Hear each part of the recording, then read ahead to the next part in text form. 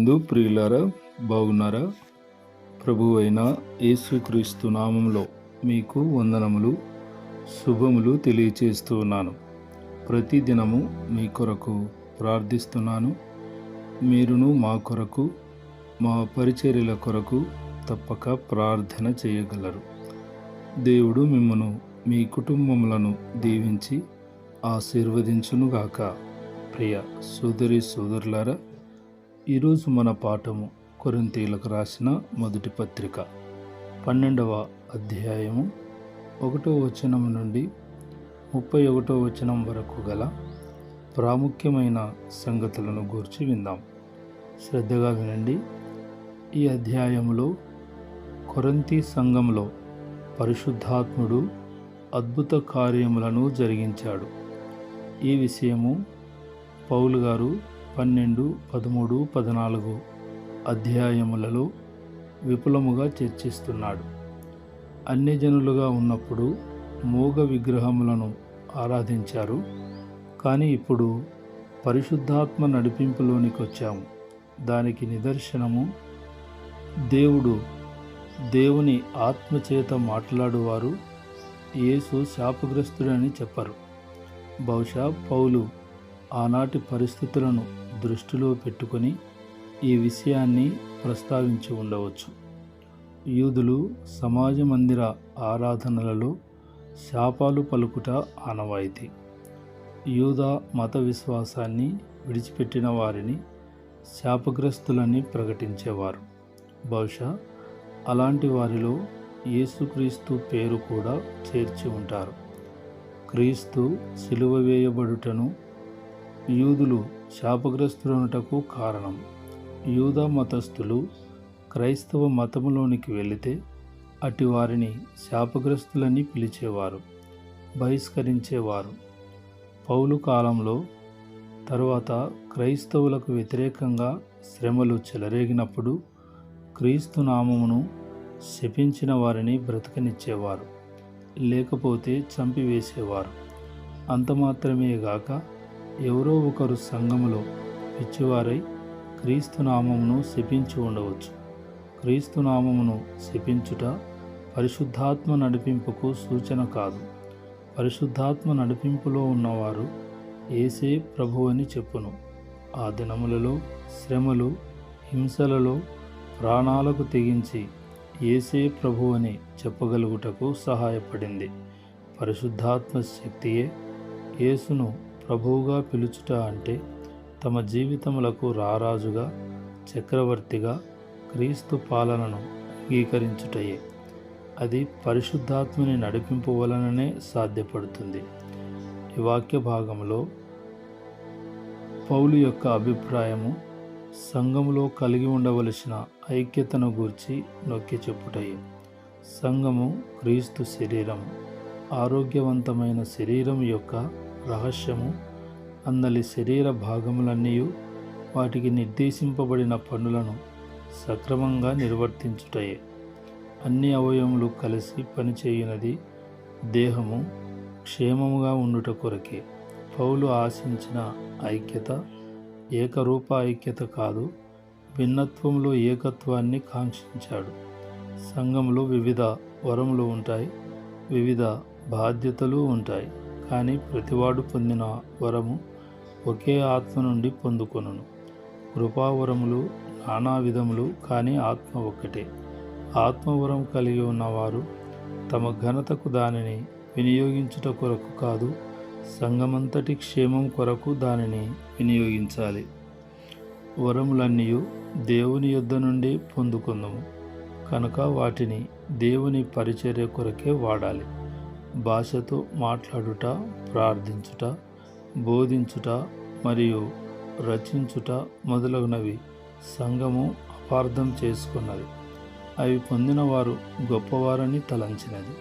అంత మాత్రమే కాదు, వడ్రంగి, తాపివాడు, ఇంజనీరు, వైద్యుడు, తోటమాలి వీరందరూ దేవుని వరములు కలిగి ఉన్నట్లే తలంచారు. ప్రతి ఒక్కరూ ఏదో ఒక నైపుణ్యతను కలిగి ఉంటారు. అది దేవుని వరమని భావించి దేవుని మహిమ కొరకు వినియోగించాలి. పౌలు ఈ వాక్య భాగములో వివిధ ఆత్మవరములను గురించి ప్రస్తావించాడు. బుద్ధివాక్యము, జ్ఞానవాక్యము, విశ్వాసము, స్వస్థపరచు వరము, అద్భుత కార్యములు చేయు శక్తి, ప్రవచన వరము, ఆత్మల వివేచన వరము, నానావిధ భాషలు, భాషల అర్థము చెప్పు శక్తి మొదలగు వరములన్నీ దేవుని ఆత్మ మూలంగానే పొందుకుంటామని ఉదాహరణగా ప్రస్తావించాడు. ఆత్మవరములను మనము ఉచితంగా పొందుకున్నవి గనక వాటిని దేవుని మహిమ కొరకే వినియోగించాలి. అయితే ప్రియులారా, ఈ ఆత్మవరములన్నిటి ప్రాధాన్యతను గురించి సంఘమును క్రీస్తు శరీరముగా తలంచి శరీరంలోని అవయవములను సంఘ సభ్యులుగా పోలుస్తూ ఉన్నాడు.